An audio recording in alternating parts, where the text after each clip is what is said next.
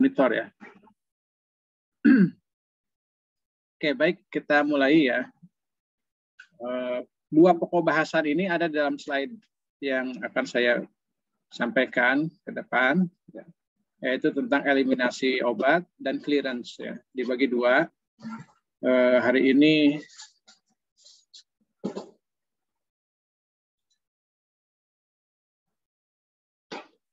sebentar, ini kenapa ya?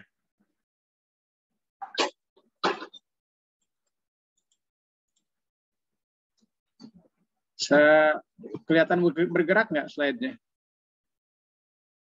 Enggak, Pak. Oh, ini terpaus ya. Sebentar ya, saya stop dulu.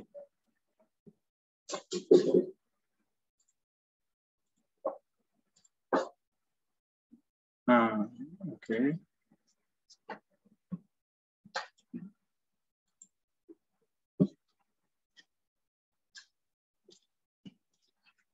Baik ya, kita mulai. Jadi untuk materi farmakokinetik selanjutnya, saya diberi tugas untuk menyampaikan 3 pokok bahasan terakhir, yaitu tentang eliminasi obat, lalu yang kedua tentang clearance, dan terakhir adalah farmakokinetik non-linear ya. Nah, yang pertama kita bahas dulu tentang topik ini, yaitu eliminasi obat, drug elimination. Ya, ini adalah satu tahap perjalanan obat yang terakhir ya di dalam fase farmakokinetik ya, sebelum pokok bahasan tentang farmakodinamik ya. Ini adalah pokok bahasan terakhir di dalam farmakokinetik dalam fase perjalanan farmakokinetik obat, yaitu eliminasi ya, eliminasi. Apa itu eliminasi ya? Eliminasi adalah proses pengeluaran obat satu arah ya, atau irreversible dari tubuh ya, oleh atau melalui semua rute eliminasinya. Bisa melalui ginjal, hati, atau organ-organ eliminasi yang lain ya, seperti empedu, paru-paru ya. Atau juga mungkin sebagian melalui kulit ya, melalui keringat. Nah, dalam profil farmakokinetik, kalau kita membuat plot antara konsentrasi dan waktu, maka proses eliminasi ini bisa diidentifikasi melalui turunnya ya grafik konsentrasi terhadap waktu. Jadi di sini ya, atau yang kelihatan itu kalau obat diberikan secara oral di sini ya. Nah, proses menurunannya ini suatu indikasi terjadi eliminasi atau telah terjadi eliminasi. Namun demikian, turunnya konsentrasi ya di dalam grafik ini tidak melulu disebabkan oleh proses eliminasi, ya, tapi juga bisa disebabkan oleh proses distribusi. Nah, mungkin bab distribusi sudah dijelaskan ya sebelumnya seharusnya. Kenapa obat bisa turun? Karena proses distribusi, karena memang distribusi itu ada proses pergeseran, perpindahan, atau pergerakan atau perjalanan obat dari kompartemen sentra, dalam hal ini bisa dikatakan plasma darah ya, ke kompartemen yang lain, kompartemen tepi misalnya, atau jaringan ya, dari darah ke jaringan. Jadi konsentrasi obat di dalam darah yang terlukis dalam grafik ini itu akan menurun seiring dengan proses distribusi gitu, dan eliminasi. Apakah turunnya ini disebabkan distribusi atau eliminasi, kita tidak bisa menetapkan ya. Jadi dua-duanya terjadi secara bersamaan, baik distribusi maupun eliminasi. Secara matematis mungkin di sini kelihatannya distribusi atau eliminasi terjadi setelah fase absorpsi ya, kalau obat itu diberikan secara oral. Namun dalam kenyataannya distribusi atau eliminasi itu bisa terjadi sesaat setelah obat itu masuk ya. Jadi tidak harus menunggu puncak dulu baru terjadi eliminasi gitu ya. Tapi kalau dalam grafik ya ini masih menaik, itu artinya kecepatan absorpsi lebih besar ya. Absorpsi di sini lebih besar daripada distribusi atau eliminasi. Tapi kalau di sini Bisa misalkan absorpsi masih berlangsung, tapi tentunya jauh lebih kecil dibandingkan proses distribusi atau eliminasi. Gitu. Ini adalah farmakokinetik yang normal ya, di mana distribusi atau eliminasi terjadi setelah absorpsi. Tapi ada juga yang eliminasi itu berbarengan dengan absorpsi. Ada disebut dengan farmakokinetik terbalik ya, atau flip-flop. Nah, jadi indikasi terjadinya eliminasi itu bisa dilihat dari menurunnya grafik konsentrasi terhadap faktor ya, itu kesimpulannya. Nah, eliminasi itu dibagi menjadi dua jenis proses ya. Yang pertama adalah biotransformasi atau metabolisme. Kemudian yang kedua adalah ekresi. Jadi proses farmakokinetik itu absorpsi, distribusi, eliminasinya. Eliminasinya itu metabolisme dan ekresi gitu ya. Nah, kita nanti akan bahas satu persatu ya, apa itu metabolisme, kemudian apa itu ekresi ya. Nah, ini gambarannya saja bahwa dalam proses metabolisme itu ada dibagi lagi menjadi dua fase. Ya. Mungkin di biofarmaseutik juga pernah ya Anda mendapatkan. Selanjutnya hasil proses kedua fase ini akan menyebabkan obat itu semakin polar dan semakin mudah larut di dalam air untuk kemudian bisa dihantarkan melalui saluran kemih itu melalui proses yang namanya ekresi ya. Nah, ekresi itu sendiri sebetulnya ketika obat itu dieliminasikan dalam bentuk utuh. Jadi apakah suatu obat itu eliminasinya sebagian besar lewat proses ekresi atau lewat proses metabolisme, itu tergantung kepada obatnya ya.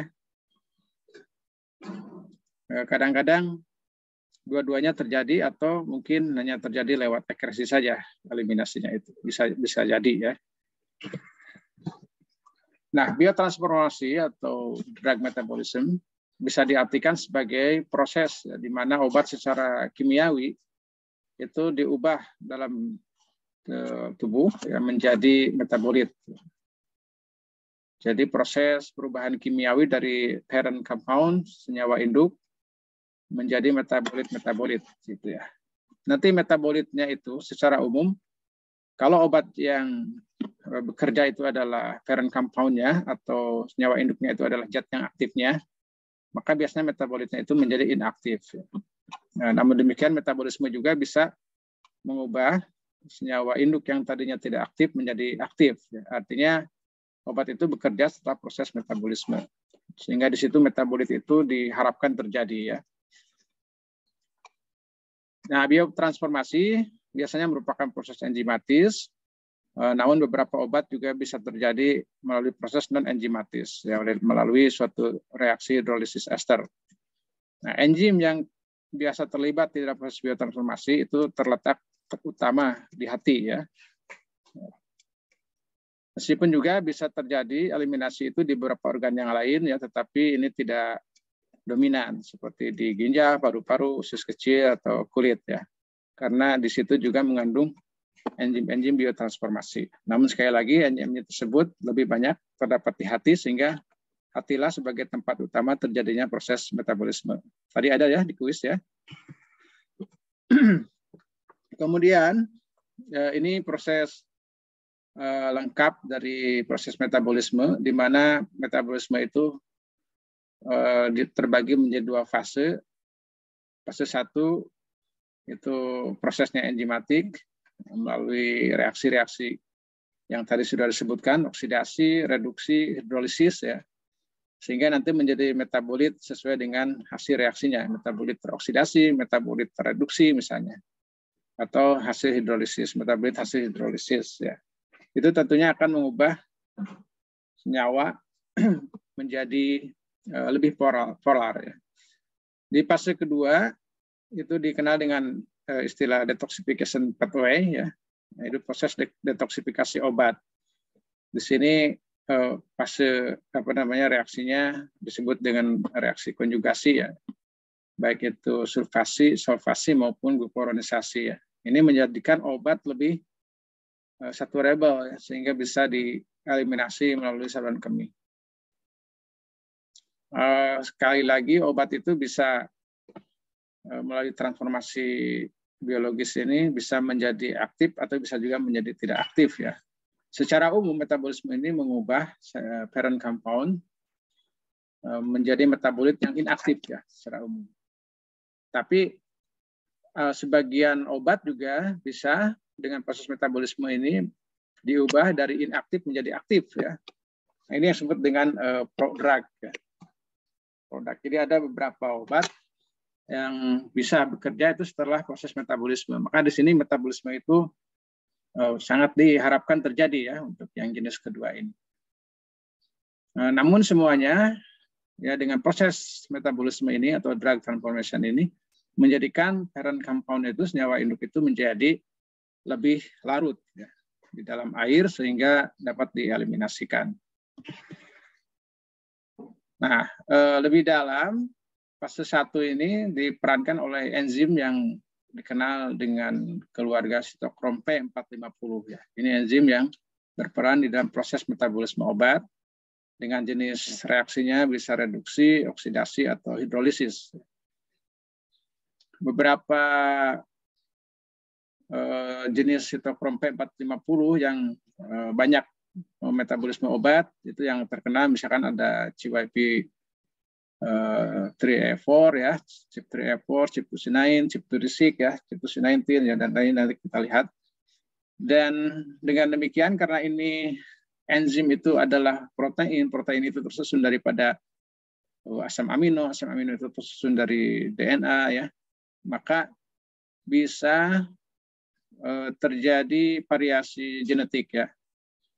Di mana nanti kemampuan enzim untuk memetabolisme ini juga kinerjanya itu bervariasi. Ada yang kuat, ada yang sedang-sedang saja, ada yang lemah. Itu tergantung kepada si individunya.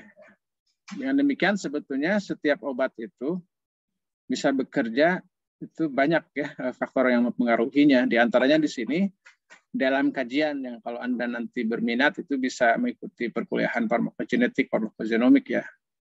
Banyak bahasannya ya di YouTube juga ada, di mana dosis itu bisa dipengaruhi oleh faktor genetik. Di antaranya ada karena ini proses metabolisme daripada obat itu dipengaruhi oleh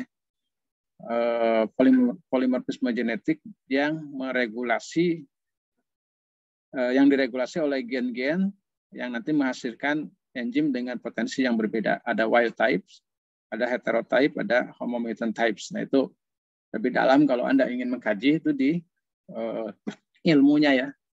Namanya itu di farmako. Tahu ada nggak di kuliahan? Masih apa namanya? Pilihan kali ya. Farmakogenetik, farmakogenomik ya. Nah lalu kemudian dengan tahap konjugasi, ini menjadikan obat lebih bisa larut di dalam air ya. Proses konjugasi itu bisa dua, gukronisasi atau siltasi ya. Sehingga obat bisa diekresikan. Jadi di sini ekres itu bisa terjadi juga hasil dari fase 1. Ini tentunya karena obat sudah bisa saturable juga ya, atau setelah fase 2 ya. Jadi obat-obat yang di fase 1 itu masih belum bisa larut, maka bisa mengalami lanjutannya yaitu fase 2.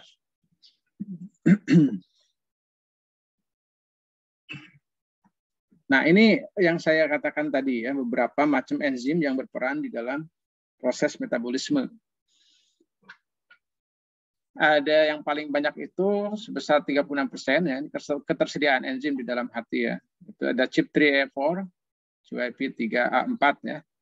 Kemudian ada CYP2D6 19%, ada CYP2C9 16%, ada CYP1A2 ya 11%, ada CYP2C19 9%, dan kemudian sisanya yang lain 10%.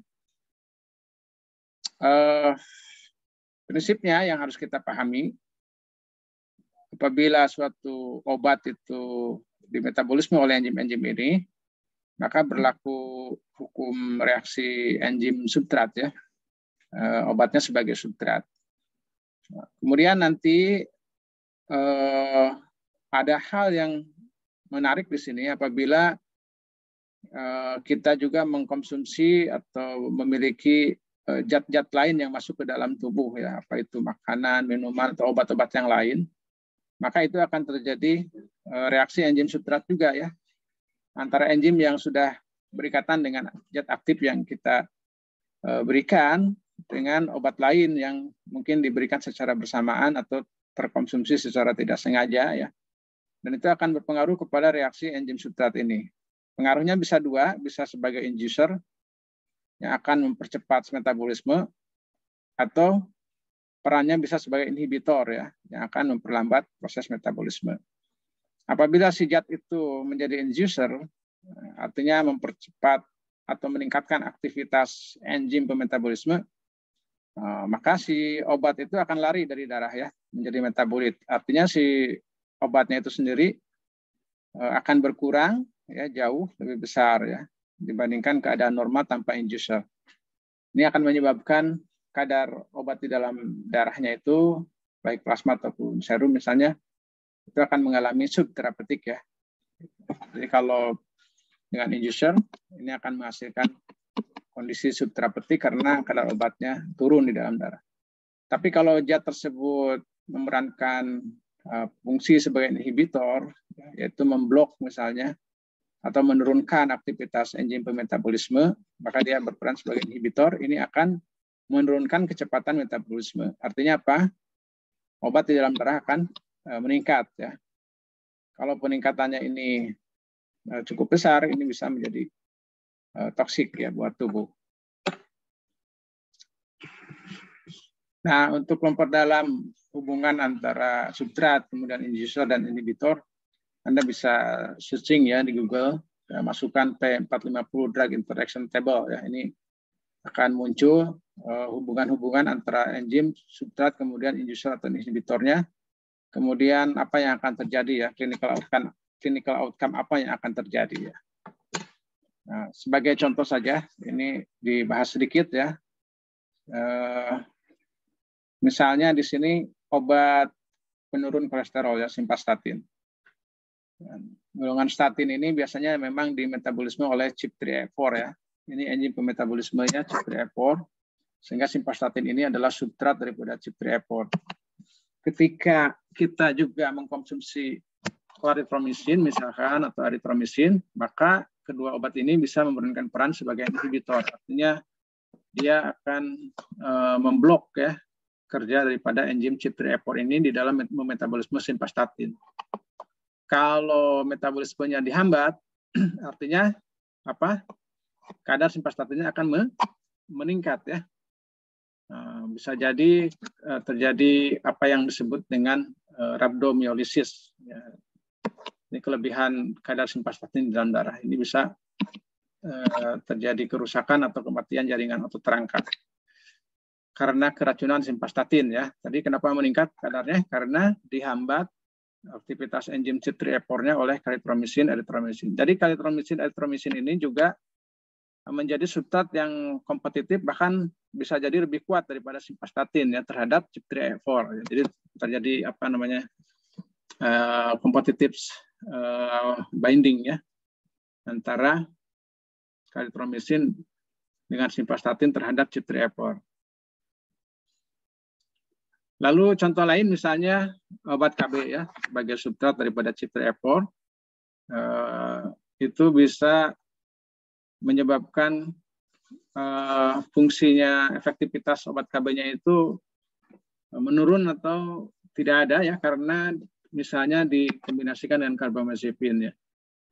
Ketika carbamazepine masuk, dia berperan sebagai inducer. Artinya proses metabolisme daripada obat KB ini menjadi meningkat karena aktivitas CYP3A4-nya meningkat, ya. Kalau metabolismenya meningkat, artinya kadar obat KB di dalam darah ini akan menurun, sehingga yang masuk ke targetnya itu menjadi sedikit, ya, atau tidak ada, sehingga malah yang tadinya tidak diinginkan kehamilan malah terjadi kehamilan, ya. Kemudian contoh lain misalkan risperidon ini dengan fluoxetine, ini juga bisa menyebabkan side effect ya, karena sebagai inhibitor artinya kadarnya akan meningkat ya. Ini. Kemudian NSAID ya dengan fluconazole.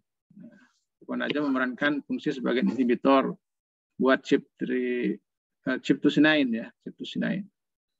Kemudian contoh obat lain misalkan warfarin juga ya, antikoagulan. Ini juga dengan dikombinasikan dengan fluconazole akan menyebabkan kadar warfarin juga sangat meningkat ya. Dan ini bisa terjadi toksisitas juga ya, minimal terjadi bleeding ya. Kemudian CYP1A2 ya, ini substrat bagi amitriptilin dengan clozapine. Jadi kalau dikombinasi dengan ciprofloxacin, di mana ciprofloxacin juga merupakan substrat daripada CYP1A2, nah ini fungsinya memblok ya, ini memblok aktivitas atau menurunkan aktivitas enzim CYP1A2. Ini menjadi terhambat metabolismenya. Ya. Kemudian otomatis akan meningkat ya ini ya kadar amitriptylinnya itu. Bisa terjadi anticholinergic toxic syndrome ya, kelebihan dosis amitriptylin. Bisa midriasis atau gejala-gejala detak jantung yang semakin cepat ya. Halusinasi juga terjadi. Jadi efek samping daripada obat-obat antikonvulsan ya, amitriptylin dan clozapine. Juga, nah sebaliknya kalau ditambahkan atau dikombinasikan dengan zat aktif yang ada di dalam rokok ya, jadi atau perokok itu sendiri ya, merokok itu sendiri karena di dalamnya mengandung tobacco ya, ada apa di situ ya, zat aktif rokok itu, yang tahu nggak?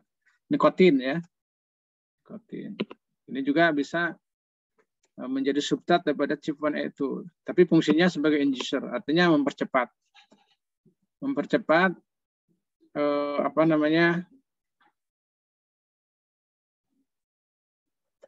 proses metabolisme daripada obat-obat yang menjadi substrat bagi CYP2 juga ya, amitriptylin, clozapine, kemudian ada theophylline juga ya, theophylline obat asma juga ini diinduksi ya metabolisme oleh rokok. Jadi kadar theophylline di dalam darah ini akan menurun ya kalau dikombinasi dengan rokok.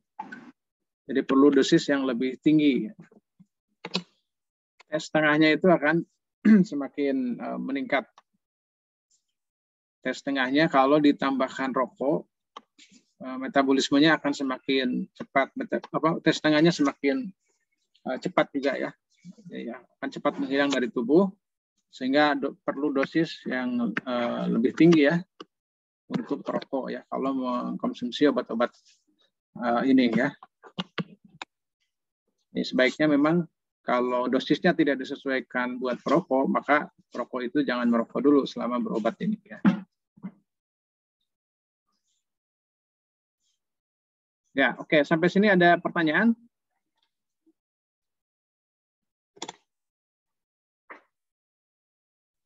Bapak mau izin bertanya, Pak? Oh ya, silakan. Jadi kan Pak, saya pernah baca di skripsi gitu ya Pak, ada beberapa obat yang dikombinasikan, tetapi memang di obat itu terjadi interaksi begitu Pak. Tapi Ya. di rumah sakit itu diberikan kepada pasien begitu.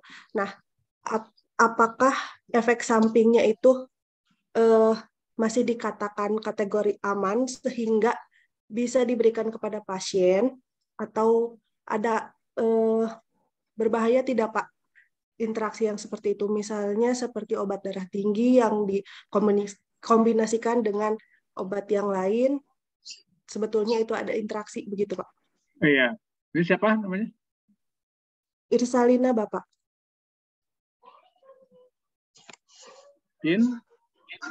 Irsa Pak. Irsalina ya. Oh, oke. Iya. Ya, pertanyaannya bagus ya. Sejauh mana efeknya itu apakah berbahaya atau tidak ya dari interaksi antara beberapa obat? Ya itu tadi ya, tergantung seberapa besar dia melampaui kadar toksiknya. Kalau masih di bawah kadar toksik, ya itu masih aman ya. Untuk obat-obat yang disebut dengan Neurotherapeutic Index, nah ini berbahaya ya. Contohnya misalkan phenytoin, ya, kemudian warfarin, tadi apa carbamazepin, aminoglikosida, ya, gentamisin dan sebangsanya, ya, amitriptilin, obat-obat antikompulsan, obat-obat jantung, ya, digoxin. Nah itu sangat sangat dekat itu ya, jarak antara effectivity concentration-nya dengan toxicity concentration-nya. Dikenal dengan Neurotherapeutic Index. Tapi bagi yang punya wide therapeutic index, therapeutic index-nya itu lebar, maka kombinasi itu tidak terlalu bermasalah ya, karena kalaupun naik dan turunnya itu masih ada dalam rentang terapeutiknya. Tapi bagi yang Neurotherapeutic Index, naik turunnya itu harus sangat diwaspadai karena bisa saja dia itu melampaui kadar toksiknya, atau kalau turun bisa di bawah effectivity konsentrasinya, artinya apa, subterapeutik gitu. Jadi selama tidak jatuh di bawah subterapeutik dan tidak melampaui supraterapeutik itu aman ya. Tapi kalau melampaui ya itu tentu berbahaya. Tentu ini ada studinya, setiap obatnya, kemudian apa yang kombinasinya obat apa, harus dicek semua kemungkinan interaksinya itu. Jadi kalau tadi di rumah sakit, yaitu tugas bagian apotekernya di sana untuk melakukan TDM ya, namanya Therapeutic Drug Monitoring. Apakah kombinasi itu merugikan atau tidak? Prinsipnya itu ya, tapi kasus per kasusnya beda ya. Harus didalami masing-masing kombinasi itu. Saya kira itu jawabannya. Baik. Jadi bergantung kepada indeks terapeutik dari obat itu sendiri ya Pak.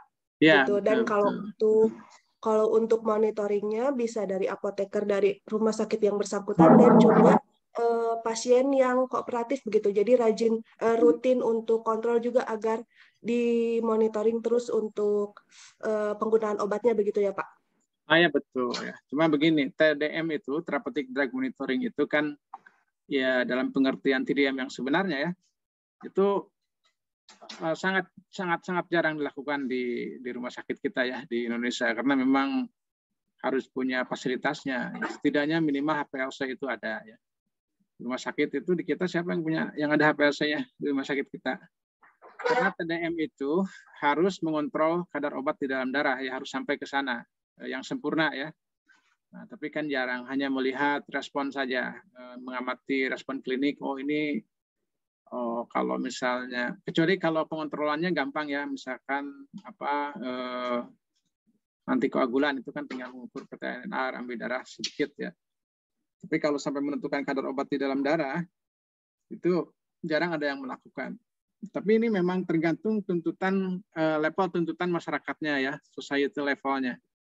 Seharusnya kalau society-nya sudah 5.0 ya, itu ada tuntutan untuk meminta individualizing dose ya, dosis individu. Jadi tidak bisa disamakan antara satu pasien dan pasien yang lain dosisnya itu. Tapi ini juga kembali kepada tuntutan masyarakatnya sudah level mana ya. Kalau kita kan sepertinya nggak terlalu peduli gitu ya. Harusnya pasien itu kalau di luar negeri itu sudah meminta untuk diindividualisasi ya dosisnya. Demikian Irsa. Tadi ada yang angkat tangan juga ya. Terima kasih banyak Pak. Silakan, Sekar. Baik, terima kasih Bapak. Mau bertanya. Tadi kan disebutkan Bapak organ yang berperan penting dalam eliminasi obat itu salah satunya ada hati. Nah, jika pasien tersebut mengalami gangguan hati ataupun penyakit hati, berarti kan proses biotransformasi obatnya itu terganggu. Apakah kita sebagai tenaga medis memberikan rute pemberian selain oral atau bagaimana Pak? Yang lebih baiknya. Lalu ketika organ hati pasien bermasalah, apa saja yang akan terjadi dalam eliminasi obat? Terima kasih. Ya, oke. Bagus pertanyaannya ya. Jadi hati itu sebagai organ eliminasi, spesifiknya adalah eliminasi dalam pengertian metabolisme ya, bukan ekskresi, metabolisme. Jadi mengubah zat aktif atau senyawa induk menjadi metabolit. Kalau misalnya senyawa induknya yang aktif, maka pengubahan menjadi metabolit itu biasa menurunkan ya, menjadikan tidak aktif. Kalau hatinya terganggu, dalam pengertian terganggunya itu sejauh mana? Kan biasanya gangguan hati itu apa penyakitnya? Liver ya, hepatitis itu ada level-levelnya. Para dokter ahli penyakit hati ya, itu sudah mengklasifikasikan ke 4 kategori ya, ringan, sedang, kemudian parah, kemudian lebih kritis gitu ya. Itu ada klasifikasinya. Kalau masih ringan, sedang-sedang saja, itu dosis itu tidak sampai harus di-adjust. Tapi kalau sampai gangguan hatinya parah, artinya berarti metabolismenya terganggu. Metabolismenya terganggu itu biasanya bisa menyebabkan enzim-enzim pemetabolismenya itu rusak ya. Sehingga harusnya bisa memetabolisme itu menjadi kurang ya, atau bahkan tidak bisa memetabolisme obat. Efeknya apa? Dampak lebih jauhnya, kadar obat di dalam darah itu akan melesat ya, karena metabolismenya tidak jalan, melesat lebih tinggi kadarnya, dan itu bisa menyebabkan toksisitas pada tubuh. Oleh karena itu, dosis seharusnya disesuaikan, di-adjust, diturunkan. Nah, sejauh mana meng-adjustnya tergantung pada level kerusakannya. Itu kalau di dalam dunia praktis, biasanya sudah bisa 2 cara ya, dihitung menggunakan parameter farmakokinetik. Kalau hatinya berubah, metabolismenya berubah, berarti tetapan kecepatan metabolismenya berubah. Tetapan kecepatan metabolisme itu KM ya, akan berubah ke eliminasi. Ya. Kalau eliminasi berubah, maka parameter yang lain juga akan berubah. Ya, AUC misalkan jadi turun gitu ya, T,5 misalkan kalau eliminasinya turun ya. Kemudian AUC-nya meningkat ya, meningkat, T,5-nya misalnya meningkat gitu ya. Nah, ini akan menyebabkan konsentrasi steady state juga meningkat. Nah, ini tentunya akan menyebabkan toksisitas ya, toksisitas. Maka dosis perlu diturunkan. Seberapa besar? Apakah 10%, 20%, atau 30%? Ya, tergantung kembali kepada obat apa yang mengalami gangguan metabolisme tersebut. Prinsipnya untuk yang penyakit hati itu betul ya, akan terjadi gangguan metabolisme sehingga perlu adjustment dosis. Nah, adjustment dosis ini seharusnya dipelajari ya di dalam farmakokinetik klinik. Saya tidak tahu di UBK ada mata kuliah farmakokinetik klinik atau mungkin disampaikan di apoteker ya. Kalau di Unpad ada tersendiri mata kuliah farmakokinetik klinik ya, tapi sekarang juga ada perubahan kurikulumnya digabung dengan farmakokinetik di tingkat sarjana ya. Kalau dulu diberikan di tingkat apoteker ya. Itu meng-adjust dosis. Adjustment dosis itu biasanya untuk obat-obat yang kelompok obat-obat yang neurotherapeutic index ya, yang sangat sensitif terhadap perubahan kadar obat di dalam darah. Karena tadi itu rentang terapeutiknya sempit ya. Ya, seperti itu. Sekarang apakah menjawab pertanyaannya? Baik, Bapak. Terima kasih sudah menjawab. Jadi kesimpulannya itu, jika organ hati bermasalah, berarti kan metabolisme bermasalah. Dan metabolisme tersebut akan berkurang. Obat dalam darah menaik dan akan menyebabkan toksisitas. Kuncinya itu mungkin harus disesuaikan dosis agar tidak terjadi toksisitas dalam darah gitu ya Pak? Ya, betul. Biasanya diturunkan ya. Seberapa besar penurunannya itu tergantung kepada penurunan parameter apakah T,5-nya, keeliminasinya, volume distribusinya, atau clearance-nya ya. Itu ada hitungannya, ada rumus farmakokinetiknya ya. Intinya faktor apapun yang mengganggu itu jangan sampai menyebabkan konsentrasi steady state-nya itu berubah ya. Karena konsentrasi steady state CSS mungkin Anda sudah belajar di MDR farmakokinetik ya, multiple dosage regimen. pemberian berulang, pemberian dosis ganda. Pernah ya? Masih ingat nggak ada rumus CFPSS sama dengan dosis kali bipabilitas ya, kali faktor garam dibagi dengan clearance ya, atau dibagi dengan PD kali K dikalikan tau-nya, interval dosisnya. Itu dasarnya adalah multiple dosis regimen. Itu yang kita aplikasikan di dalam farmakokinetik klinik di dalam mengadjust dosis. Yaitu ada hitung-hitungannya. Satu SKS lah minimal. Baik Bapak, terima kasih sudah paham. Ya, ada yang angkat tangan lagi, Anissa Ayu, silakan.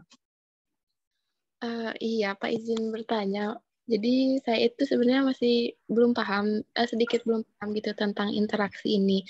Nah kan untuk substrat yang ditambah inhibitor atau inducer itu sama-sama menghasilkan efek yang tidak diharapkan gitu ya Pak. Ya. Nah jadi solusinya bagaimana? Apakah ketika kita mengonsumsi misalkan simvastatin, kita tidak boleh mengonsumsi eritromisin atau cara lainnya dengan penyesuaian dosis, atau mungkin ada cara lain supaya jadi menghasilkan efek yang sesuai harapan gitu Pak, tidak menghasilkan efek-efek yang cantum di slide ini gitu Pak. Itu Pak. Ya, tentunya yang paling mudah adalah menghindari faktor yang mengganggu ya. Nah, misalkan simvastatin jangan dikombinasikan dengan kalitromisin dan eritromisin atau obat-obat yang menjadi substrat tadi CYP3A4. Tetapi lebih dalam tentu kita harus menghitung ya pengaruh kalitromisin eritromisin itu seberapa besar. Kalau misalkan udah pasti menyebabkan rhabdomyolysis misalkan di sini ya harus dihindari ya, jangan dikombinasi dengan obat tersebut. Obat KB misalkan jangan dikombinasi dengan carbamazepine, seperti itu. Dicari alternatif obat lain yang bukan merupakan inducer atau inhibitor bagi enzim pemetabolisme si zat aktif tersebut gitu ya. Seperti itu prinsip pengaturannya. Kemudian yang kedua tadi, apakah bisa adjustment dosis? Bisa ya, kalau misalnya pengaruhnya itu tidak menyebabkan toksisitas, tapi hanya berpengaruh kepada efektivitas saja, ya kita melakukan adjustment dosis saja.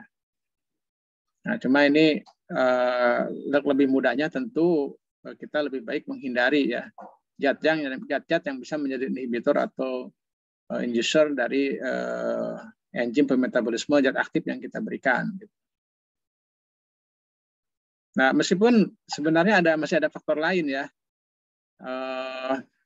apa ya istilahnya itu faktor genetik ya. Jadi si enzim-enzim ini kan dikode oleh gen-gen tertentu. Misalkan CYP2C9 itu bisa diregulasi oleh gen-gen CYP2C19, STAR1, STAR2, STAR3. Nah itu masing-masing orang itu berbeda ya, gennya itu berbeda. Ada yang sama, ada yang berbeda gitu. Setidaknya ada 3 kelompok. Wild type, heterotype, kemudian homomutant type. Itu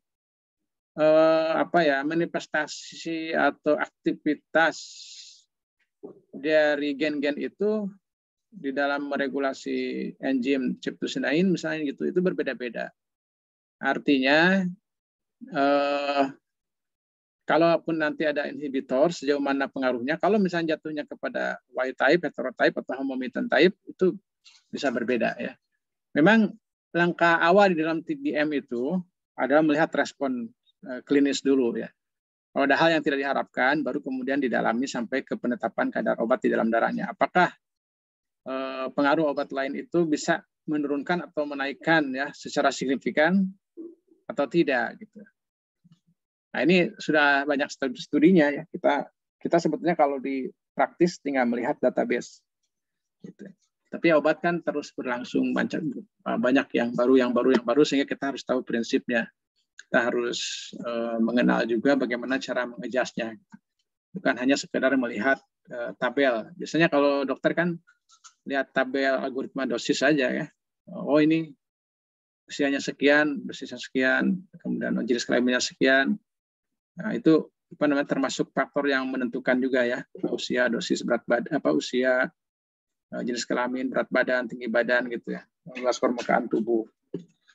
Tapi sekarang ini dengan banyak berkembangnya penelitian, ternyata yang tidak bisa disepelekan juga adalah faktor genetik. Bahkan itu bisa menjadi dominan yang mempengaruhi efek terapi. Gitu. Oh iya Bapak, jadi lebih baik tidak dikombinasikan gitu. Sedangkan untuk penyesuaian harus diteliti lebih dalam gitu mungkin ya Pak. Ya, betul seperti itu. Baik, terima kasih Bapak. Ya, sama-sama. Ada lagi yang lain? Oke, kalau tidak ada kita teruskan ya slide-nya.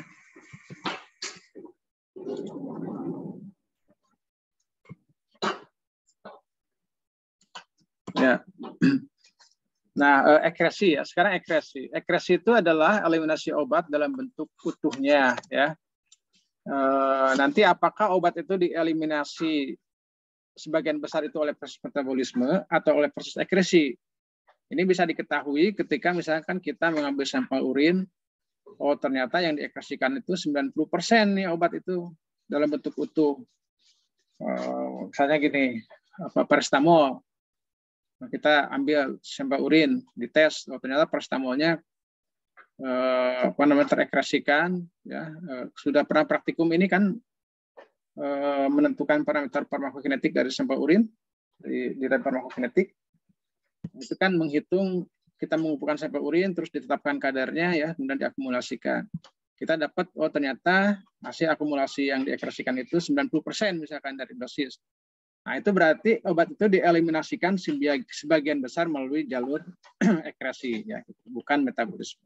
Tapi kalau hasil ekresinya itu katakanlah cuma 10%, oh berarti 90% obat ini di metabolisme di hati. Sehingga pas kita detek paracetamolnya ini sudah tidak ada gitu ya, tidak ada di urin, atau hanya 10%, itu berarti sebagian besar di metabolisme.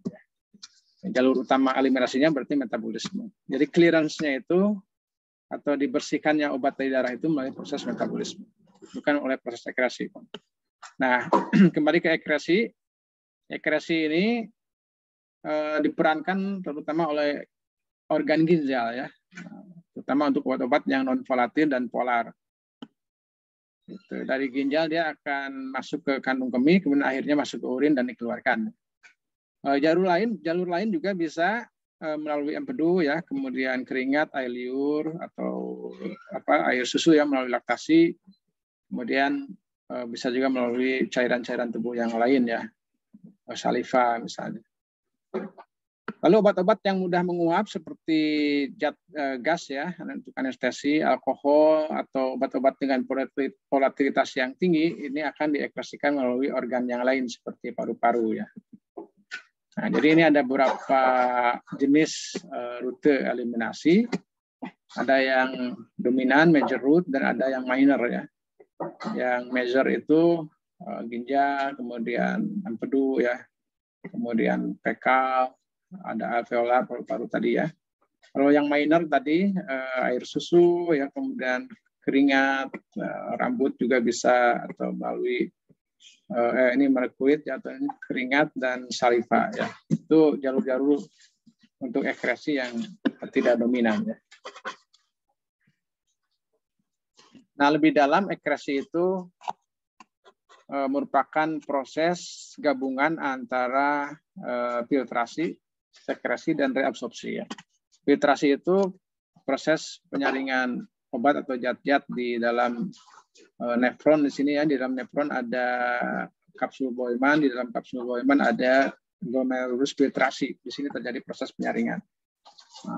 Obat yang tidak dibutuhkan, atau zat yang tidak dibutuhkan atau bersifat toksin, dia akan diloloskan ya untuk masuk ke sini ya, untuk masuk ke dalam saluran kemih ya, kemudian ke urin.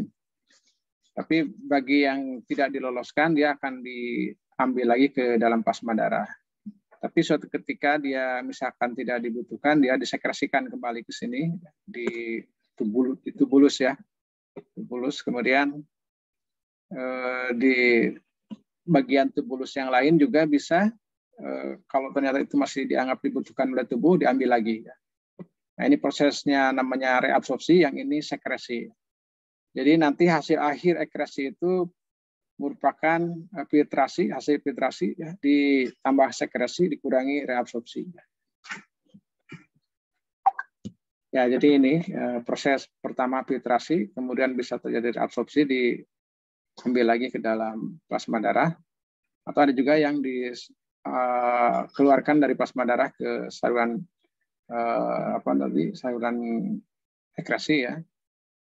Maka terjadilah ekresi. Jadi ekresi itu filtrasi dikurangi reabsorpsi ditambah sekresi.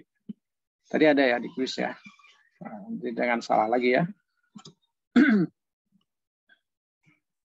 Oke, yang terakhir yang kita bicarakan adalah parameter farmakokinetik pada proses eliminasi.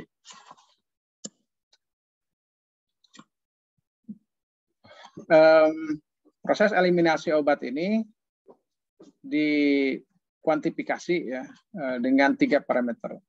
Pertama adalah K, tetapan kecepatan eliminasi. Yang kedua adalah tes tengah, waktu paruh eliminasi. Kemudian clearance.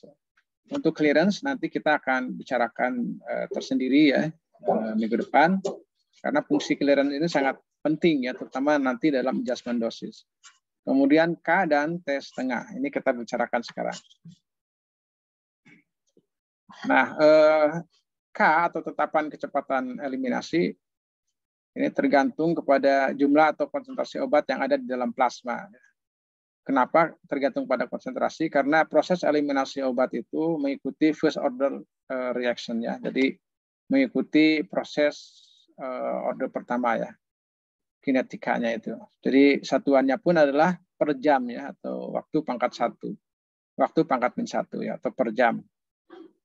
Nah, tetapan kecepatan eliminasi ini merupakan gabungan dari 2 tetapan, yaitu kalau obat itu mengalami 2 proses eliminasi, yaitu metabolisme dan ekresi, maka K-nya itu adalah gabungan dari K metabolisme dan K ekresi. Tapi kalau hanya mengalami ekresi saja, berarti K itu sama dengan K ekresi. Atau kalau hanya mengalami metabolisme saja, tidak ada ekresi, maka K itu adalah KM saja. Ya. Nah, sebagai reaksi order pertama itu sudah dibahas ya di farmakokinetik 1 kompartemen sini, bahwa perubahan obat di dalam darah itu tergantung kepada tetapan kecepatan eliminasinya K ya, dikalikan jumlah obat di dalam darah pakai tanda minus karena ini berkurang ya, makin lama makin berkurang. Jadi di sini K-nya pakai minus, kemudian ini jumlah obat di dalam darah. Kita juga tahu sebagai kompartemen obat yang mengikuti kompartemen 1, maka rumus persamaannya umumnya itu adalah DB itu sama dengan DB0 atau ini dosis ya, dosis awal dikalikan E pangkat min K kali T ya. K itu tetapan kecepatan eliminasi order 1 ya, dan T ini waktu di mana obat itu dieliminasikan. Jadi kita dengan mengetahui dosis awal di sini, kemudian mengetahui tetapan kecepatan eliminasinya, kita bisa memprediksi berapa jumlah obat dalam darah pada waktu tertentu. Seperti itu ya. Rumusnya juga bisa dalam bentuk konsentrasi ya, apabila dikalikan dengan volume distribusi. Jadi D ini, jumlah obat ini adalah konsentrasi dikalikan volume distribusi. Saya kira ini sudah diberikan ya di perkuliahan awal-awal farmakokinetik. Nah, yang penting ini Anda memahami pengertian daripada waktu paruh eliminasi. Waktu paruh eliminasi ini akan menentukan pertama ke interval dosis ya, kalau obat itu diberikan secara berulang. Yang kedua, tes tengah juga bisa berpengaruh kepada durasi obat, durasi lamanya obat bekerja ya. Kalau tes tengahnya lama, berarti durasinya lama. Kalau tes tengahnya sedikit, durasinya juga sedikit. Itu ya, sebentar gitu ya. Nah, kita juga bisa memperkirakan dari tes tengah ini penting ya, obat itu kapan sudah keluar dari tubuh. Jadi wash out obat atau proses pembersihan obat itu bisa dihitung dari tes tengah. Kapan obat itu hilang sempurna dari tubuh. Nah, kalau selama ini kan pengertian tes tengah adalah 50% obat ya, sudah tereliminasi ya. Jadi di sini dalam 1 kali tes tengah obat itu berarti 50% tereliminasi. Nah, sebetulnya kapan obat itu bisa hilang sempurna dari tubuh? Ya, ini bisa kita hitung ya. 100% hilang dari tubuh itu pada waktu tahingga ya tentunya. Nah, tapi untuk bisa menentukan berapa lama waktu tahingga itu, kita harus hitung. Ya. Sini hasil perhitungan, ya, ada pada 1 kali tes tengah itu 50% ya, obat tereliminasi, atau sisanya 50%. 2 kali tes tengah itu sudah tereliminasi 75%, atau sisanya 25%. 3 kali tes tengah, maka 87,5% obat itu sudah dieliminasi. 4 kali 93,75, 5 kali tes tengah 96,875%. Tadi ada di kuis ya, ada jawabannya beberapa orang yang betul ya. 5 kali tes tengahnya itu 97% ya, kira-kira sudah tereliminasi. Oke. Sekarang berapa kali nih kalau 99%?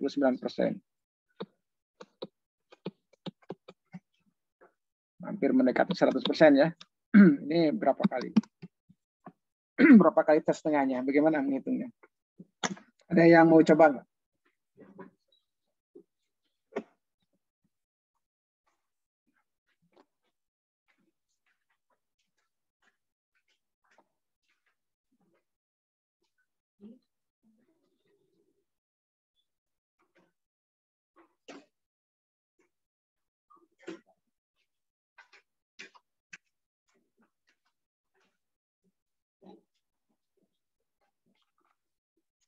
Silakan dicoba dulu ya.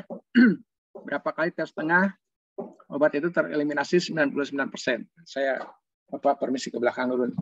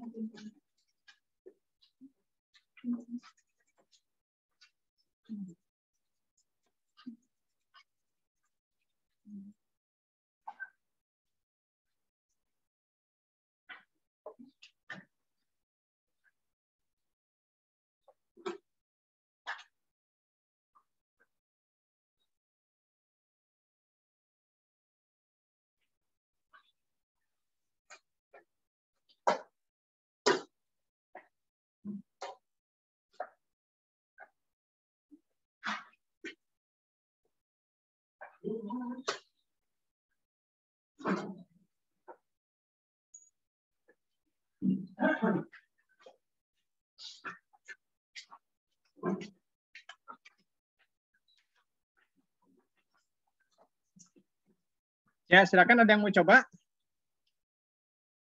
Ya, Dila. Situ ada fasilitas bisa ini kan, mencoret-coret layar, silakan. Oh iya, ada. Boleh langsung aja, Pak? Ya, silakan.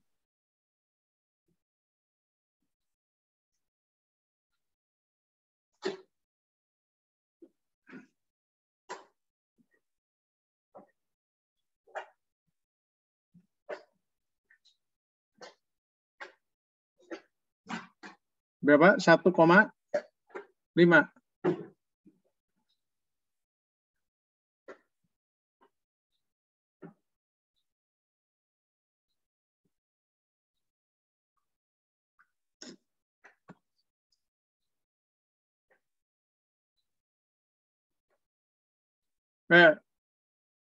Berapa tuh?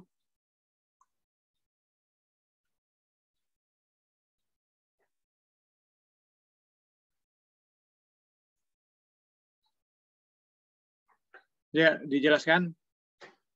Dila. Ya Pak, izin menjelaskan. Jadi kalau misalkan dari Dila pribadi, jadi tes tengahnya dari yang sebelumnya. Jadi ngikutin polanya. Kalau semisal yang dari yang atas tuh 100 ke 50, berarti tes tengahnya gitu. Setengahnya berarti bagi 2. Berarti kalau misalkan dari 3,125, dari setengahnya 1,5625. Terus setengahnya dari 1,5625, 0,78125 untuk no of half lives-nya ngikutin dari yang sebelumnya Pak, jadi 67 gitu Pak. Ya, jadi berapa kali tes tengah nih? Pertanyaannya ini kan.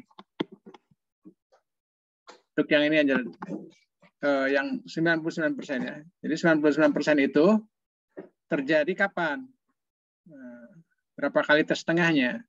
Kan 50% itu terjadi pada saat waktu tes tengahnya. 75% itu terjadi 2 kali tes tengahnya ya. 87% itu terjadi pada 3 kali tes tengahnya. Nah, pertanyaannya 99% itu terjadi kapan? Berapa kali tes tengahnya? 7 Pak? 7. Iya. Ini 7. 7 kali tes tengah. Dari mana dapatnya?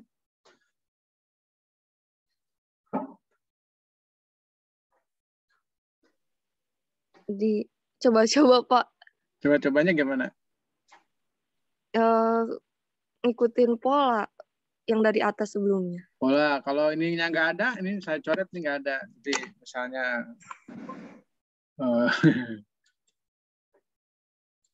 nah ini kosong.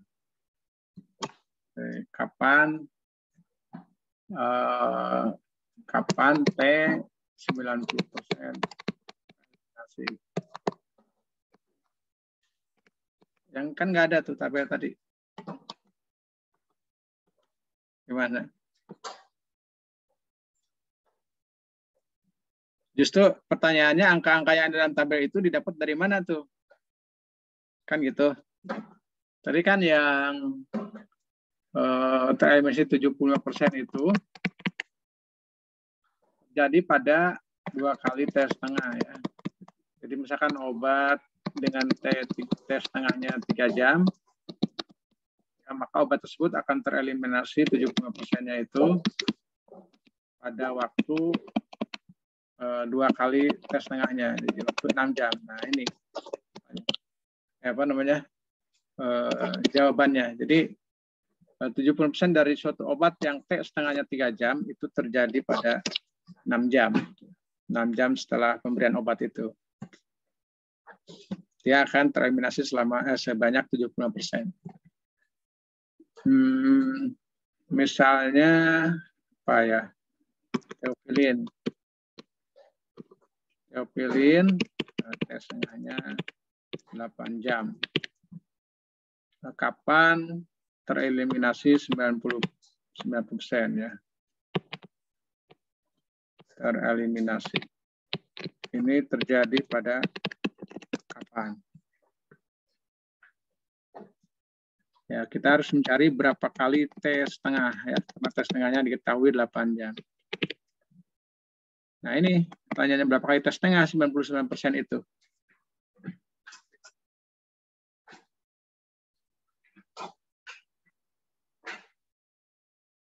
Ada yang bisa jawab?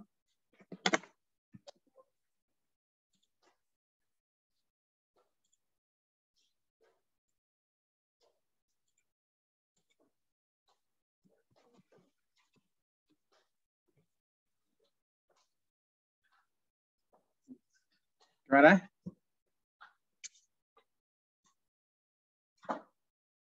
Kenapa obat itu tereliminasi waktu paruhnya itu adalah tadi tereliminasi 50%. Kenapa 50% itu adalah 1 kali waktu paruhnya? Dari mana menghitungnya? Tadi kan 1 kali T setengah. Ini 50% ya kan tereliminasi.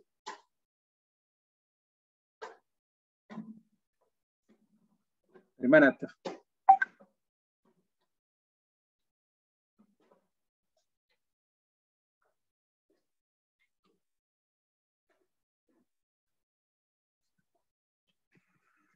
Ya, ingat ya, ini adalah eliminasi itu. Ini adalah proses kinetika order 1 ya. 1 di mana CP sama dengan CP0 kali E pangkat min K kali T. Ini kan rumusnya ya. Betul nggak? Kalau obat itu tereliminasi 50%, artinya CP-nya tinggal 50% lagi ya. Betul nggak? Maka di sini CP-nya 50%. CP0 sama dengan CP0 kali E pangkat min K kali T ya. Right, ya 0,5 sama dengan E pangkat min K kali T. Nah, gimana menyelesaikan ini? Supaya hilang pangkatnya diapain? Kalikan ln ya. Jadi ln 0,5 min K kali T.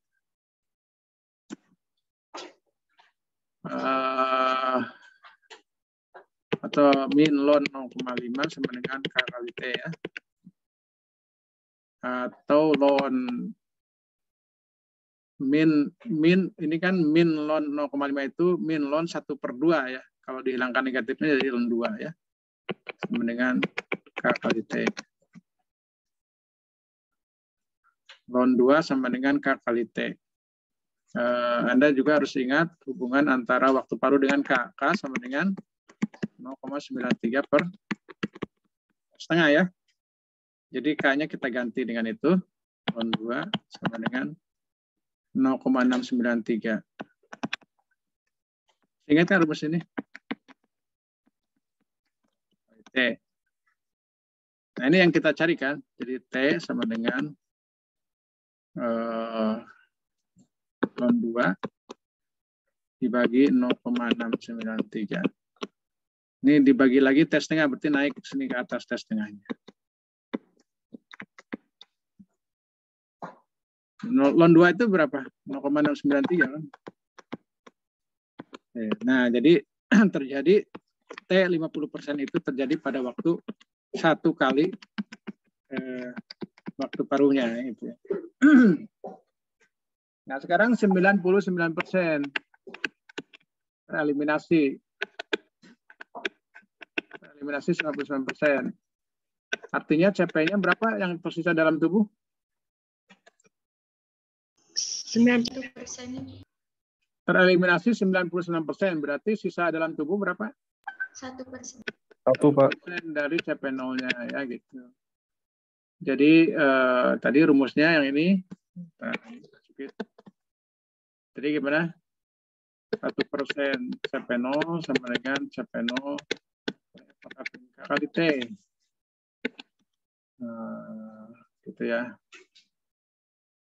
1% itu berapa? 0,01 ya. Sama dengan E pangkat min K kali T. Atau ln 0,01 sama dengan min K kali T. Ln 0,01 berapa? Coba dihitung.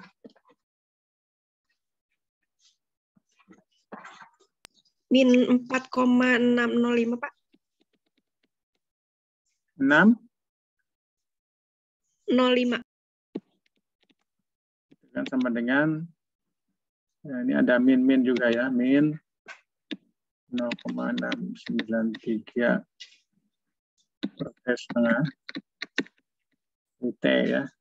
Jadi T sama dengan 4,065 dibagi 0,693 gitu ya. Kali T setengah. Dengan berapa? 4,6 bagi 0,693?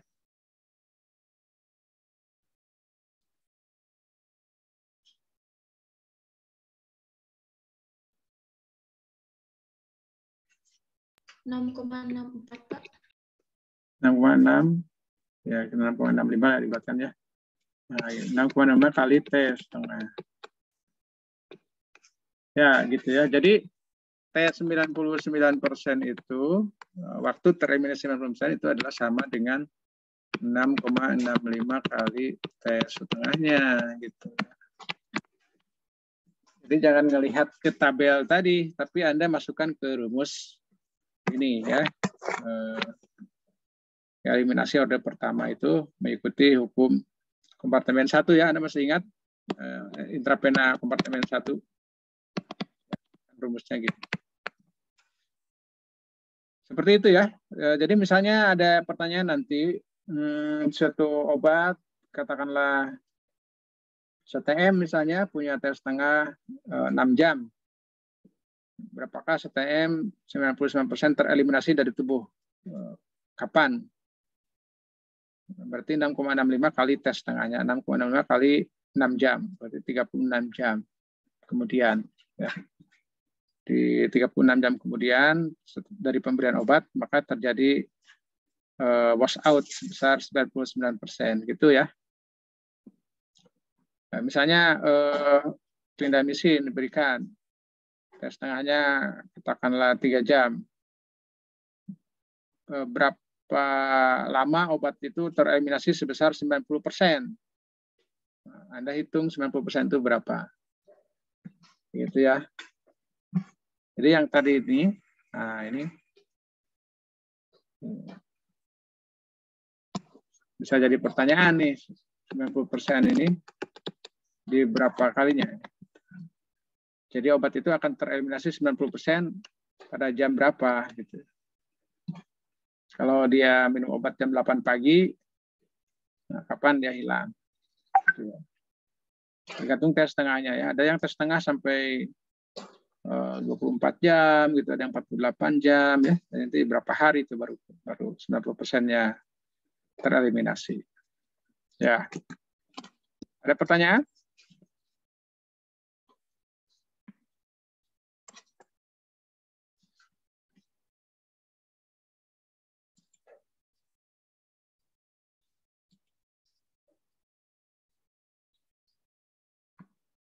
Ya, baik. Kita lanjutkan ya. Nah, sekarang apa hubungan waktu paruh, volume distribusi, dan clearance? Tadi ada pertanyaan ya di nomor berapa? Nomor 5. Gitu. Nah, ini bisa jawab kalau bisa mencari hubungan antara T setengah, volume distribusi, dan clearance. T setengah itu sama dengan 0,693 volume distribusi per clearance ya. Ini rumusnya. Dari mana rumus ini? Anda masih ingat clearance sama dengan K kali PD ya. K-nya apa? 0,693 per T setengah kali PD ya. Jadi T setengah sama dengan 0,693 volume distribusi dibagi clearance ya. Jadi T setengah ini dia akan naik apabila volume distribusinya naik, clearance-nya tetap. Atau volume distribusinya tetap, clearance-nya turun. T setengah ini bisa turun apabila volume distribusinya turun, clearance-nya tetap. Atau volume distribusinya tetap, clearance-nya naik. Ya. T setengah ini bisa tidak berubah apabila PD-nya naik 2 kali, clearance-nya naiknya 2 kali juga sama kenaikannya ya. Atau dua-duanya tetap ya. Atau dua-duanya turun dalam proporsi yang sama ya. Penurunannya sama. Tadi jawabannya ada yang betul, ada yang salah ya. Nah, kalau Anda ingat rumus ini, Anda bisa tahu ya. Ada pertanyaan sampai sini?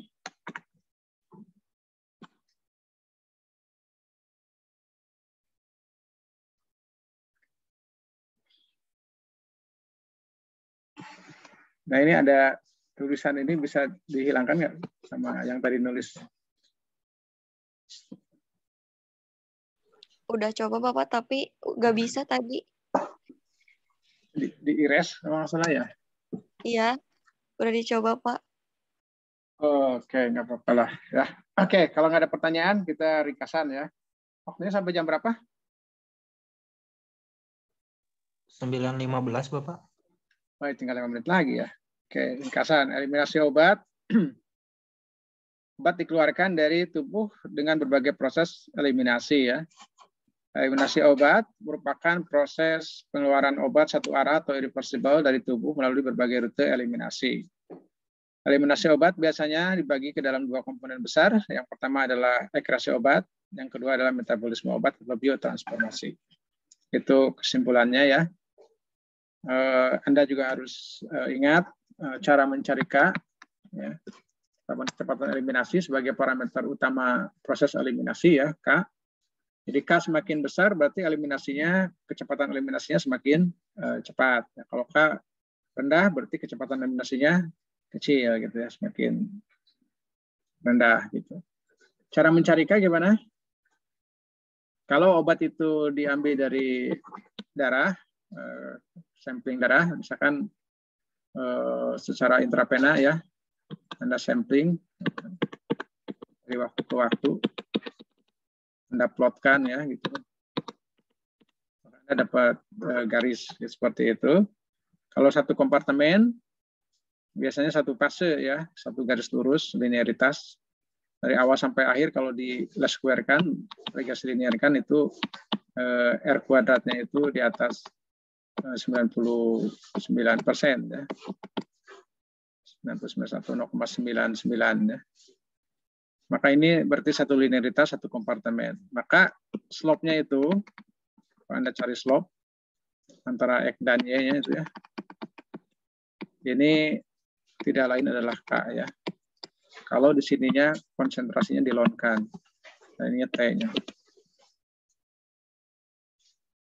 Ini kalau menggunakan sampel plasma darah. Gitu ya. Masih ingat ya? Jadi nanti dari penemuan K kita bisa menghitung T setengah ya. T setengah adalah 0,693 per K ya. Kalau 2 kompartemen, nah biasanya slope di sini tidak langsung menjadi K ya, tetapi slope di sini adalah beta, di sini alfa. Anda hitung K eliminasi itu menggunakan tetapan hybrid yang ada K12, K21 itu ya. dan melibatkan alfa dan betanya. Nah, dihitung dulu. Ada rumusnya ya. Anda bisa lihat ke textbook. Ya, demikian ya kalau untuk mencari K dari plasma darah. Saya waktunya sudah habis. Sebagai tambahan, kita juga bisa menghitung nilai K, termasuk juga K ekresi ya, dari data urin. Nah, misalnya ada data seperti ini, hitunglah K eliminasi, di mana samplingnya dilakukan pada 0,25 jam dan seterusnya. Didapat DU itu jumlah obat di dalam urin ya, 80-70 per titik sampling ya, 105. Bagaimana mencari K dari data ini? Ini saya kira sudah belum ya dijelaskan?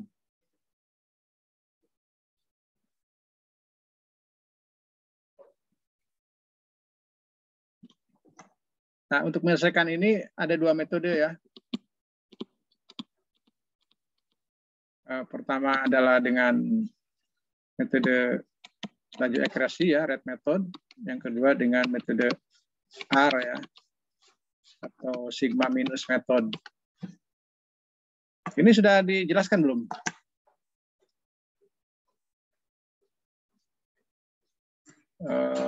Waktunya sudah habis ya, tapi nggak apa-apa kalau mau dijelaskan boleh ya. Tapi kalau Anda masih ada kuliah yang lain, kita selesai sampai di sini. Nanti ini slide-nya tinggal Anda minta ke koordinator kelas yang kemarin ya.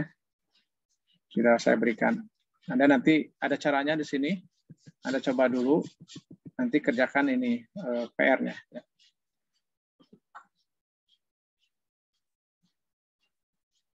Baik, kalau tidak ada pertanyaan, kita kuis lagi ya. Post-test ya. Mudah-mudahan ini betul semua.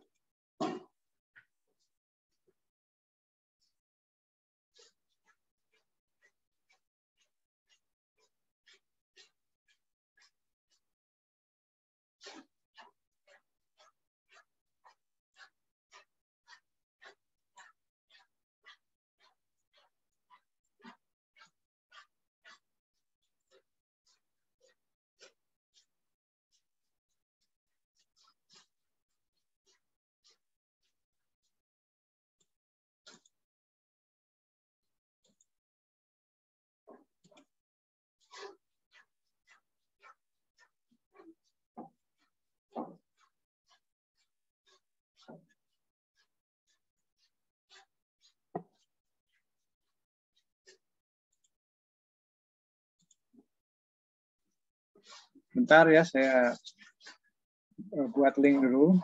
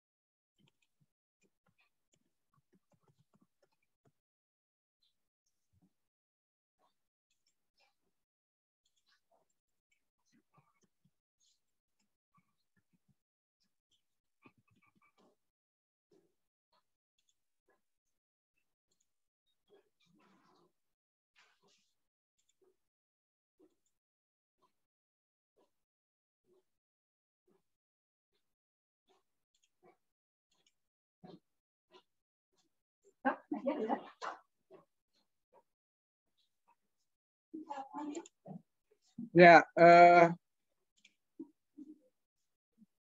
bentar ya, sebentar lagi saya kirim link ke sini ya, ke mana? Ke chat room ya. Chat room.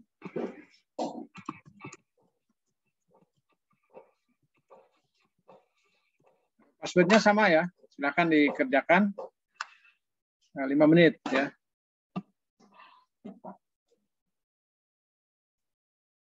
Sudah lihat di chat masing-masing?